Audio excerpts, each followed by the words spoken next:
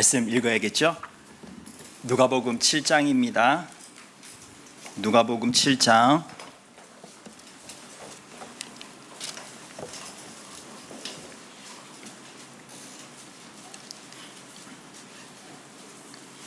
누가복음 7장 36절에서 50절까지 제가 한 절, 여러분이 한 절 교독하겠습니다. 한 바리새인이 예수께 자기와 함께 잡수시기를 청하니 이에 바리새인이 집에 들어가 앉으셨을 때에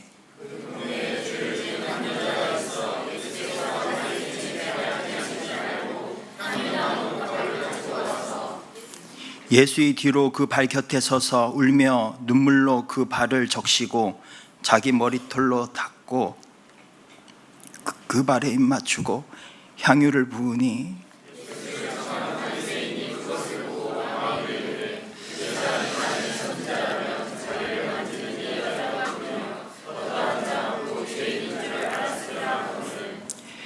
예수께서 대답하여 이르시되 시몬아 내가 내게 이를 말이 있다 하시니 그가 이르되 선생님 말씀하소서.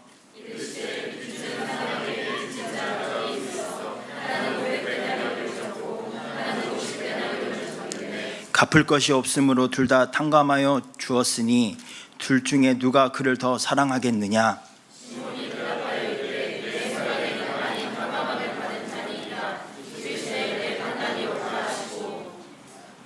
그 여자를 돌아보시며 시몬에게 이르시되 이 여자를 보느냐? 내가 내 집에 들어올 때 너는 내게 발 씻을 물도 주지 아니하였으되 이 여자는 눈물로 내 발을 적시고 그 머리털로 닦았으며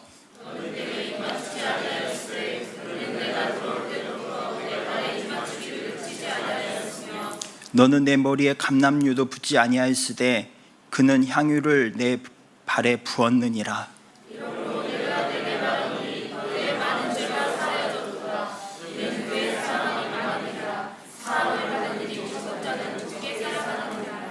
이에 여자에게 이르시되 내 죄 사함을 받았느니라 하시니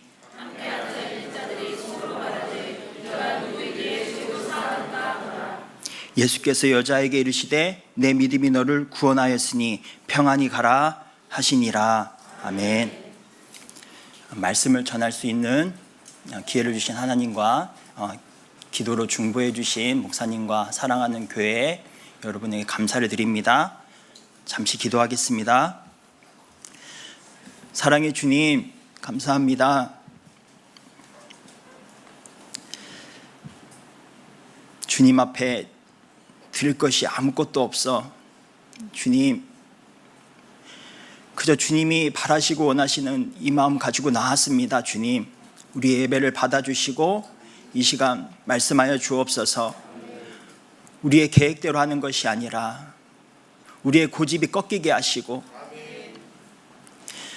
우리의 자아가 깨어지게 하시고 우리의 생각이 무너지게 하시고 온전히 주님의 말씀만 서게 하여 주옵소서. 주님 홀로 영광 받아 주옵소서. 사랑합니다. 주님, 들을 길을 열어주시고 귀가 부드럽게 하시며 순종하는 믿음도 허락해 주옵소서. 감사드리며 예수님의 이름으로 기도드립니다. 아멘.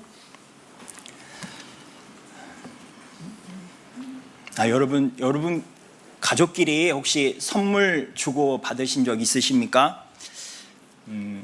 지난 어버이날 5월 8일 날 어버이날 저희 어머니께서 저희 이제 그 집사람 구사모에게 선물을 부탁하셨어요. 그거는 다름 아닌 다른 선물 사지 말고 소고기국 좀 끓여와라.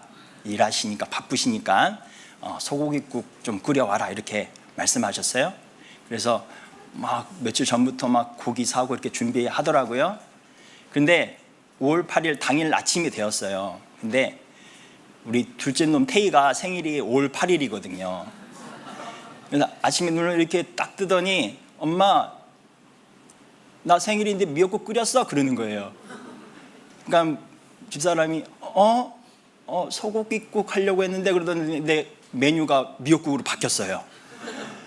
아들의 권세가 대단하더라고요. 소고기국에서 미역국으로 바꾸는 권세가 있더라고요. 그날 아침에, 어버이날 아침에 이제 구사모가 이제 미역국을 가져오고 자그마한 케이크를 준비해 왔습니다. 부모님 앞에서 이제 노래를 불러야 되는 시간이 왔어요. 나실제 괴로움 다 잊으시고 기르실제 밤낮으로 애쓰는 마음. 막 노래를 부르는데 막 오글거리더라고요, 저는. 근데 중간에 포기할 수 없었습니다. 포기하면은 집에서 가면 혼나기 때문에 끝까지 불렀습니다. 저희 부모님은 경상도 분이시라 좀 무뚝뚝하세요. 제가 이제 이때까지 살면서 지영아 사랑한다 이 말을 거의 못 들어봤어요. 근데 그 마음은 알죠. 사랑한다 표현은 안 해도 그 마음은 항상 느끼는데 표현력이 좀 부족하세요. 그런데 제가 부모님 앞에서 그렇게 어버이 은혜를 부르고 사랑합니다 하트 이렇게 해서 하는데 막 진짜 얼굴이 화끈거리고 오글거리느라 많이 혼났습니다. 그렇지만 지나고 보니까 부모님에게 참 좋은 선물을 드렸다 이런 생각이 들더라고요. 그래서 내년에도 또 해야지 그런 마음이 들었습니다. 선물은 명사죠. 근데 이 명사, 선물은 영어로 기프트지 않습니까? 기프트. 근데 이 신약 성경이 쓰여진 헬라어, 그리스어에는 이 선물이 카리스라고 돼 있어요. 카리스, 선물, 거저주시는 선물, 은혜, 은사, 성령님의 은사, 사랑하는 자에게 주시는 은사. 근데 이 선물이라는 이 카리스가 동사로 바뀔 때는 그 의미가 조금 달라져요. 동사는 카리조마인데 그 뜻이 용서하다입니다. 우리가 교회에서 은혜 많이 받으셨습니까? 이렇게 인사하지 않습니까? 근데 그 의미는 용서 많이 받으셨습니까? 그 뜻입니다. 오늘 누가복음 7장 42절에 탕감하여 주었으니, 이 탕감이라는 단어가 카리조마입니다. 43절에도 나옵니다. 탕감함을 받은, 이 탕감이라는 동사가 카리조마입니다. 용서하다라는 단어입니다. 오늘 누가복음 7장은 이런 이야기가 있습니다. 한 바리새인이 예수님을 초대했습니다. 이 바리새인의 이름은 시몬이에요. 지난번에 이 본문을 가지고 주일학교에 말씀을 전했는데 제가 이 시몬을 시몬 베드로라고 착각을 해서 베드로라고 잘못 설교했어요. 그래서 크게 회개했습니다. 성경을 정말 잘 봐야 합니다. 한 바리새인 시몬이 예수님을 초대했습니다. 예수님께서 그 바리새인 시몬의 집에 들어가셨습니다. 그런데 그 동네에 죄인인 한 여자가 예수님께 와서 예수님이 바리새인의 집에 앉아 있는 것을 보고 향유 담은 옥합을 가지고 왔습니다. 그리고 예수님 앞에 서지도 못하고 예수님 뒤에 그 발 곁에 서서 울면서 눈물로 예수님 발을 적셨습니다. 그리고 자기 머리털로 닦았습니다. 예수님 발에 입 맞추었습니다. 그리고 향유를 부었습니다. 이 여인은 지금 예수님밖에 안 보입니다. 자기를 죄인이라고 손가락질하는 사람도 신경 쓰이지 않습니다. 그저 예수님만 바라볼 뿐입니다. 그 바리새인들은 생각했습니다. 이 사람 예수가 자기를 만지는 향유 붓는 이 여자가 누구며 어떤 죄인인지 알았을 텐데 라고 생각했습니다. 예수님이 시몬에게 말씀하셨습니다. 너에게 질문이 있다. 한 사람이 500데나리온 빚을 졌고 또 한 사람은 50데나리온 빚을 졌다. 그런데 갚을 것이 없어서 둘 다 탕감하여 줬다. 취소하여 줬다. 차용 증서를 찢었다. 둘 중에 누가 탕감해준 사람을 더 사랑하겠느냐? 시몬이 대답했습니다. 많이 탕감받은 사람입니다. 예수님께서 여자를 보시고 시몬에게 말씀하셨습니다. 이 여자를 보거라. 내가 너의 집에 들어왔을 때 너는 나에게 발 씻을 물도 주지 않았다. 그런데 이 여자는 눈물로 내 발을 적시고 머리털로 내 발을 닦았다. 너는 내 발에 입 맞추지도 않았는데 이 여자는 내 발에 입 맞추기를 그치지 않았다. 너는 내 발에 올리브 기름도 붓지 않았는데 이 여자는 향유를 내 발에 부었다. 그러므로 내가 너에게 말하는데 그의 많은 죄가 용서받았다. 이는 그 여자가 사랑함이 많은 것이 그 증거다. 적게 용서받은 자는 적게 사랑한다. 많이 용서받은 자는 많이 사랑한다. 그리고 예수님께서 그 여자에게 말씀하셨습니다. 너의 죄가 용서받았다. 함께 있던 바리새인들이 속으로 생각했습니다. 예수가 누구이기에 죄도 용서하는가? 누가복음 7장 앞부분에는 예수님이 과부의 외아들을 살리세요. 그 내용이 나옵니다. 그 소식을 들은 바리새인들이 아니 사람을 살리는 이 예수님 도대체 누구지? 죄를 용서한다는 이 예수님이 도대체 누구지? 속으로 이렇게 생각했다는 겁니다. 예수님께서 여자에게 말씀하십니다. 너의 믿음이 너를 구원하였다. 예수님은 주님을 향한 사랑을 믿음으로 보셨습니다. 그리고 예수님은 여자에게 또 말씀하셨습니다. 평안히 가라. 여러분 코리텐 붐이라는 사람을 아세요? 코리텐 붐 여사는 주는 나의 피난처라는 책을 쓴 사람입니다. 그의 책과 간증을 들어보면 그녀는 네덜란드 사람입니다. 2차 세계대전 때 독일 나치 정권 당시에 그의 언니, 그의 부모님과 함께 나치로부터 많은 고난과 핍박을 겪었습니다. 2차 대전이 끝나고 하나님은 코리텐 붐을 부르셨어요. 상처투성이인 독일과 독일 교회를 위해서 코리텐 붐을 강단에 세우셨습니다. 그리고 하나님은 회개하는 독일 교회를 용서하시고 사랑하신다. 예수님의 십자가 사랑으로 용서하셨다고 선포케 하셨습니다. 그리고 코리텐 붐 자신도 또한 주님의 사랑으로 독일을 사랑하며 용서했다고 이렇게 증거했습니다. 그런데 하루는 이 코리텐 붐이 집회를 마치고 이 독일 교회 성도들과 인사를 나누는데 한 독일 남자 한 사람이 자기에게 오는 겁니다. 옷을 남루하게 입은 독일 사람 한 사람이 자기에게 다가오는 겁니다. 점점 다가오는데 그를 자세히 보고 코리는 깜짝 놀라면서 두려움과 분노에 휩싸였습니다. 그는 자기를 괴롭히고 자신의 사촌 언니를 죽음에 이르게 한 독일 나치당원, 자기를 고문하고 치조했던 그 괴시타포였습니다. 그 남자가 코리에게 이야기했습니다. 저는 하나님과 사람 앞에 큰 죄를 지었습니다. 그러면서 손을 내밀면서 저를 위해 기도해 주셨으면 좋겠습니다. 코리는 용서할 수가 없었습니다.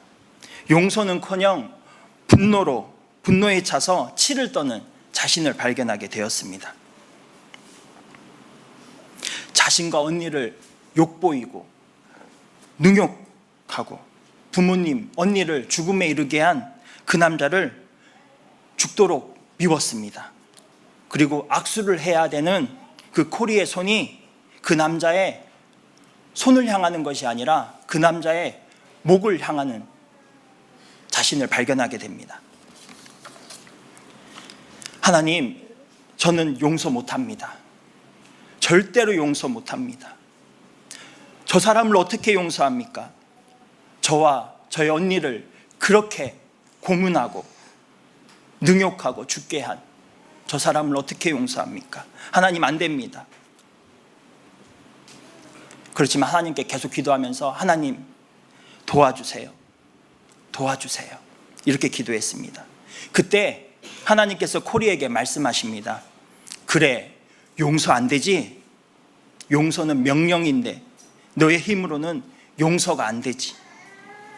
그럼 너도 이 사랑을 맛봐라. 내가 너를 어떻게 용서했는지. 그러면서 주님이 코리에에게 하나님의 아들 예수를 십자가에 내어주시면서 우리를 용서하신, 코리를 용서하신 그 사랑, 그 마음을 하나님께서 코리에에게 부어주셨습니다. 하나님의 용서하심과 하나님의 은혜로우심이 코리의 마음에 부어졌습니다. 그 순간 코리의 마음은 하나님의 용서로 가득했고 그 게시타포 독일 남자를 진심으로 용서하고 손잡으며 하나님께 기도해 줄 수 있었습니다. 사랑하는 여러분, 우리 힘으로는 안 됩니다. 그렇지만 주님이 우리의 마음을 만져주시면 할 수 있습니다. 주님의 사랑과 용서가 부어질 때, 주님의 마음이 부어질 때 우리는 그 사랑으로 사랑할 수 있습니다. 오늘 이 시간 하나님의 십자가 사랑으로 사랑하고 용서하는 우리 모두 되기를 소원합니다. 용서하면 구약에 요셉이라는 인물이 있습니다. 요셉은 야곱의 11번째 아들입니다. 야곱이 유난히 요셉을 사랑해서 편애했습니다. 채색 옷을 지어 입혔고 항상 요셉을 아꼈습니다. 그런데 형제들이 요셉을 시기합니다. 그래서 죽이려 하다가 애굽의 종으로 팝니다. 요셉은 애굽 보디발의 집에서 일하는 종이 되었습니다. 성실히 일했습니다. 그런데 주인의 아내가 유혹합니다. 유혹을 이겨냅니다. 그런데 유혹을 이겨낸 대가가 감옥입니다. 감옥에 있어도 요셉은 성실히 삽니다. 감옥에서 술 맡은 관원장의 꿈을 해석합니다. 그런데 술 맡은 관원장은 자기가 살아났음에도 불구하고 요셉을 잊어버립니다. 화장실 갈 때의 마음과 나올 때의 마음이 다른 것처럼 요셉이 용서해야 되는 사람이 또 생긴 겁니다. 사랑하는 여러분, 요셉은 성실히 살려고 하면 할수록 인생이 꼬입니다. 자꾸 꼬입니다. 결국 하나님은 요셉을 깨닫게 하십니다. 하나님께서 요셉에게 요구하시는 것은 용서라는 것을요. 하나님은 요셉에게 형제들을 용서하는 마음을 부어주셨습니다. 그리고 보디발의 아내를 용서하는 마음도 주셨습니다. 요셉이 보디발의 아내 때문에 감옥에 갔지만 요셉이 감옥 간 다음부터는 보디발의 아내의 내용이 안 나옵니다. 그리고 그 내용은, 요셉이 감옥 간 내용은 요셉의 아버지 이스라엘과 그의 형제와 연결됩니다. 요셉 개인의 문제인데 그 문제를 가지고 나갔을 때 하나님은 이스라엘을 구원하기 위한 하나님의 계획임을 요셉으로 깨닫게 하십니다. 환경이 문제가 아닙니다. 우리가 교회를 위해서 기도해야 하는 이유가 여기에 있습니다. 우리의 문제는 우리의 문제, 단순한 그 문제가 아닙니다. 우리는 사랑하는 교회라는 공동체에 묶여 있습니다. 우리의 문제가 교회의 문제입니다. 교회의 문제가 우리의 문제입니다. 그래서 우리가 교회를 위해 기도해야 하는 이유가 여기에 있습니다. 이 시간 하나님의 교회를 위해서, 우리 사랑하는 교회를 위해서 기도하시는 저와 여러분 되기를 소원합니다. 어떤 한 분이 집에서 말다툼을 했어요. 부부끼리. 그리고 불편한 마음을 가지고 집에서 뛰쳐나왔습니다. 그리고 교회로 왔습니다. 여러분, 교회로 오시기 바랍니다. 싸우시더라도 교회로 오시길 바랍니다. 저기 어디 갤러리아 이런 데 가면 안 됩니다. 쇼핑하면 안 됩니다. 화났을 때 후회가 막심합니다. 꼭 교회로 오시기 바랍니다. 교회가 가까우시길 바랍니다. 문 열고 나왔더니 교회이시길 바랍니다. 무조건 교회로 오시길 바랍니다. 이 부부가 싸우고 교회에 왔어요. 그런데 그 마음이 불편하죠. 기도회가 있었는데 기도를 할 수 있어야죠. 막 혈기를 부렸는데 기도할 수 있습니까? 기도 못하죠. 그냥 꿀먹은 벙어리처럼 하나님 앞에 그냥 있을 뿐입니다. 그냥 의자를 데피고 있을 뿐입니다. 한쪽 구석에 박혀서 사람들한테 내 마음이 들킬까 봐 쭈그려져 있을 뿐입니다. 기도회가 끝납니다. 사람들이 한두 사람씩 나갑니다. 그 많던 사람들이 다 나갑니다. 그리고 결국에는 마지막 사람이 나가면서 문이 쑥 닫힙니다. 그 순간 예배당에 자신과 하나님밖에 없다는 그 경험을 하게 됩니다. 그리고 그 주님이 그 사람을 요한복음 8장으로 이끄십니다. 요한복음 8장, 가늠하다가 현장에서 잡힌 여인 이야기입니다. 사람들이 한 여인을 끌고 왔습니다. 주님 앞에 내팽개쳤습니다. 주님, 이 여자에 대해서 어떻게 하십니까? 막 흥분해서. 그랬더니 예수님이 땅에서 글씨를 쓰십니다. 그리고 말씀하십니다. 너희들 중에 죄 없는 자가 먼저 돌로 쳐라. 사람들이 양심의 가책을 받습니다. 그리고 하나둘씩 떠나갑니다. 그리고 그 여인과 예수님만 남았습니다. 주님이 여인에게 말씀합니다. 너를 고발하는 자들이 어디 있느냐? 너를 정죄하는 자들이 어디 있느냐? 나도 너를 정죄하지 아니하노니 가서 다시는 죄짓지 마라. 주님이 용서해 주셨습니다. 그 성경 내용이 그 부부싸움을 했던 그 사람에게 부어졌어요. 그리고 또 용서해 주신 하나님을 경험합니다. 그 은혜를 경험하게 됩니다. 한 전도사님 신학생 간증을 들었습니다. 이 전도사님은 신학생은 처음부터 교회를 다녔던 모태신앙이 아니었습니다. 집안 형편이 많이 어려웠어요. 아버지는 노가다를 하시고요. 그리고 돈만 생기면은 술을 드시는 술주정뱅이였어요. 어머니는 아파트 청소를 하시는 분이세요. 그리고 그 아파트에서 나오는 헌옷을 정리하시는 분이세요. 그리고 그 옷을 가지고 자기 아들을 입히는 그런 가정이었습니다. 그러니까 이 소년 마음에 항상 그 상처가 있었어요. 점점 크면서 친구들하고 어울리면서 비행 청소년이 되었습니다. 나쁜 짓 하고 친구들과 부모님 속삭이고. 그런데 하루는 학교 친구의 권유를 받아서 수련회에 참석하게 되었습니다. 교회 수련회요. 근데 수련회에 참석해도 몸은 수련회에 참석했지만 마음은 막 밖을 막 돌아다닙니다.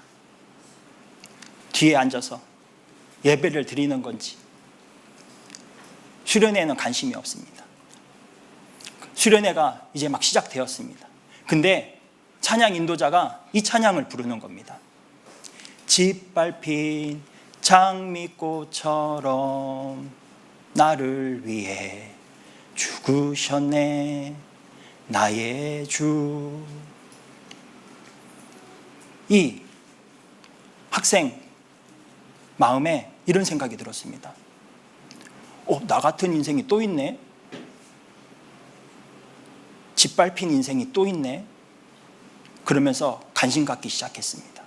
그리고 앞에서 나와서 찬양하며 모르는, 처음 불러보는 하나님을 부르면서 은혜를 경험하게 됩니다. 그때부터 이 학생이 기도하면은 하나님이 말씀하시는 거예요. 용서해라, 사랑해라, 기다려라, 참아라, 견뎌내라. 교회에서 기도하고 집에 가면 아버지는 그대로죠. 술 먹고 때리고 욕하고. 어머니가 힘들다고 집을 나갔습니다. 이쯤 되면은 이 아들도 힘들어서 뭐 집을 나가도 괜찮다는 마음이 들었습니다. 그래서 교회에 와서 또 기도합니다. 그런데 하나님은 말씀하시는 거예요. 기다려라, 참아라, 견뎌라, 용서해라, 사랑해라. 이 학생이 은혜를 받고 하나님의 감동으로 신학교에 지원했습니다. 근데 떨어졌어요. 떨어지니까 아버지의 핍박이 더 심해지는 거예요. 무슨 신학교냐고. 나가서 돈이나 벌어오지. 무슨 신학교냐고. 그런데 또 기도합니다. 기도할 때마다 하나님이 말씀하십니다. 용서해라, 사랑해라, 기다려라. 그렇게 기도하는 가운데 집 나가셨던 어머니가 돌아왔습니다. 근데 어머니가 그냥 돌아오신 게 아니라 회개하고 돌아오셨어요. 교회를 다니시는 겁니다. 어머니하고 아들하고 같이 기도하는 겁니다. 아버지가 조금씩 변합니다. 술을 줄이고 아들에게 말을 걸어옵니다. 이 아들이 그 다음에 신학교에 들어갑니다. 그리고 아르바이트를 하면서 공부하면서 집안을 돌봅니다. 이 아들을 볼 때마다 그 어머니가 이렇게 얘기합니다. 너는 내 아들 아니다. 너는 하나님의 아들이다. 너는 내 아들 아니다. 너는 하나님의 아들이다. 이 신학생이 나이가 더 들었어요. 결혼할 때가 되었어요. 많은 사람들이 축하해 주러 왔어요. 진심으로 축복합니다. 저런 가시 같은 부모도 저렇게 잘 품고 사랑하는데 나중에 목회하면 얼마나 성도들을 사랑하고 품을 수 있겠는가. 눈물로 축복하였다고 합니다. 사랑하는 여러분, 구약에 보면은 법궤가 있어요. 하나님께서 모세에게, 이스라엘 백성에게 법궤를 보여주시고 만들도록 하셨어요. 이 법궤는 천국의 모형이에요. 천국, 안식, 그 모형이 법궤입니다. 이 법궤에는 모세의 율법, 하나님의 율법 두 돌판이 담겨져 있어요. 근데 이 돌판, 율법은 사람이 아무리 노력해도 그 율법을 지킬 수 없는 거예요. 항상 사람은 죄인으로 드러나는 겁니다. 그 율법 앞에서는. 근데 그 율법 두 돌판을 덮고 있는 것이 있습니다. 그룹들, 천사의 모형으로 그 돌판을 덮고 있어요. 그리고 어린 양의 피가 항상 그곳에 뿌려집니다.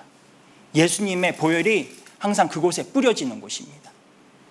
하나님의 안식은 우리를 용서하시는 것입니다. 영원히 용서하시는 것입니다. 영원히 사랑하시는 것입니다. 우리의 안식은 우리가 죄인임이 드러나는 것입니다. 우리의 무능함이 드러나는 것입니다. 하나님께 우리가 용서받는 것이 우리에게 참 안식입니다. 그것이 참 은혜입니다. 오늘 본문의 50절에 예수님께서 말씀하세요. 평안히 가라고. 하나님께서 우리를 용서하시고 평안을 선물로 주셨습니다. 안식을 선물로 주셨습니다. 오늘 이 시간 하나님의 용서하심을 경험하는 우리 모두 되기를 소원합니다. 주님이 주시는 참 평안과 안식을 경험하는 우리 모두 되기를 소원합니다.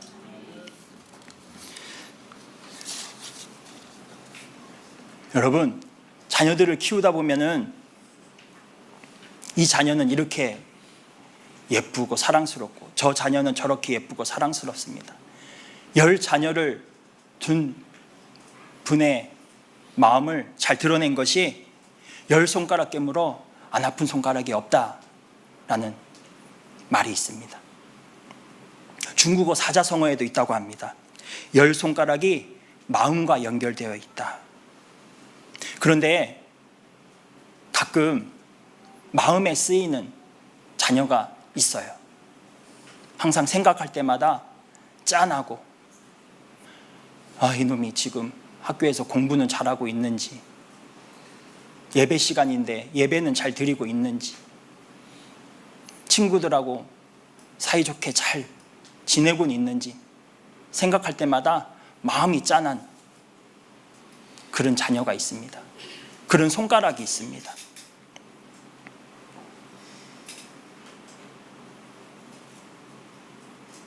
유난히 아픈 손가락, 그런 손가락이 여러분에게 있습니까? 어떤 분이 하나님께서 자기를 사랑한다는 그 마음을 조금 알게 되었어요. 마치 부모가 자녀에게 마음이 쓰이는 그것을 보고 깨닫게 되었습니다. 그런데 주님의 사랑을 알고 깨달았는데도 주님의 뜻대로 살지 못하는 자신을 발견하게 됩니다. 자꾸 넘어집니다. 그래서 연약한 자신 때문에 주님께 기도합니다. 하나님, 죄송합니다. 주님이 저를 사랑하시고 저도 주님을 사랑하는데 주님이 주신 그 마음이 있는데 주님, 제가 주님 뜻대로 잘 살지를 못합니다. 혹시 주님이 저를 사랑하는데 혹시 이거 제 혼자만의 착각입니까? 제가 주님을 사랑하는데 혹시 이거 저 혼자만의 착각 아닙니까? 그때 주님이 말씀하셨어요. 너 주님의 손가락 맞다. 너 주님의 손가락 맞지? 넌 나의 가장 아픈 손가락이야. 주님 뜻대로 살기를 원하지만 잘 되지 않는 저와 여러분입니다. 그렇지만 저와 여러분은 주님의 손가락 맞습니다. 주님을 가장 많이 속썩이고 아프게 하는 저와 여러분은 주님의 가장 아픈 손가락입니다. 말씀 들어도 똑같고 잘 변화되지 않고 내 마음대로 하려고 하는 저와 여러분. 그렇지만 저와 여러분은 주님의 아픈 손가락입니다. 주님의 가장 아픈 손가락 맞습니다. 이젠 더 이상 주님을 아프게 하지 않는 저와 여러분 되기를 소원합니다. 가서 다시는 죄짓지 않는 저와 여러분 되기를 소원합니다. 주님만 붙드는 저와 여러분 되기를 소원합니다. 오늘 말씀 47절은 이렇게 기록하고 있습니다. 적게 용서받은 사람은 적게 사랑한다고요. 많이 용서받은 사람은 많이 사랑한다고요. 주님 사랑하길 원하시는 저와 여러분, 주님께 용서받으시길 바랍니다. 많이 사랑하길 원하시는 여러분, 우리의 많은 죄, 저와 여러분의 많은 죄 용서받으시길 바랍니다. 주님을 더 깊게 사랑하기를 원하시는 저와 여러분의